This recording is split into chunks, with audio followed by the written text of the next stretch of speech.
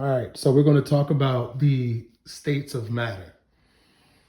So there are the three main states, right? And what are those? The three main ones: solid, liquid, and gas. solid, liquid, and gas. There's a fourth state of matter that's called plasma. Okay. And there could be possibly other states of matter out there that we either don't really know or we do know, but I don't know. Maybe they're not, we don't have a whole lot of information on them. But here are the three main ones, and a fourth one is plasma. So let's talk about the solid. Solids, they, like this table, the floor, the wall, they don't take the shape of whatever they're sitting in. So if I took this table apart and put it in a box, it's not going to be the shape of the box. It's going to stay the shape of the table. Okay. And the reason why is because the particles that are inside the solid are packed tightly together. They're very close together. Okay. You could think about say you got a big jar of M&Ms or Skittles, and you put as many of them in there as possible. They don't move. They're together. Okay.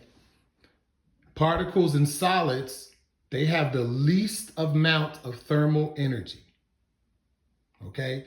Now they move, but they move in place. They vibrate in place, the particles.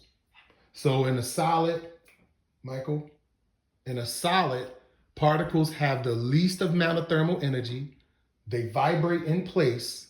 They can't move past one another, but they vibrate in place, and they're packed tightly together. Now, if we come down to a liquid will take the shape of its container. Whatever is holding it, it will take the shape of it. Okay? Particles have more thermal energy. Pay attention. Particles have more thermal energy than solids. Okay? They can also move past one another.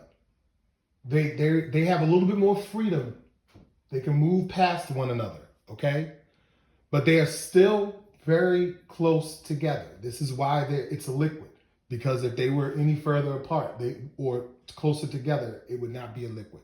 So particles in liquids, they have more thermal energy than solids. They can move past one another, but are still very close together. And let's go down to gas. So gas particles have the most thermal energy out of those three states. They have the most thermal energy. Okay? Particles are also far apart. They're not packed together. They're far apart from one another. And this is what makes them a gas. Okay?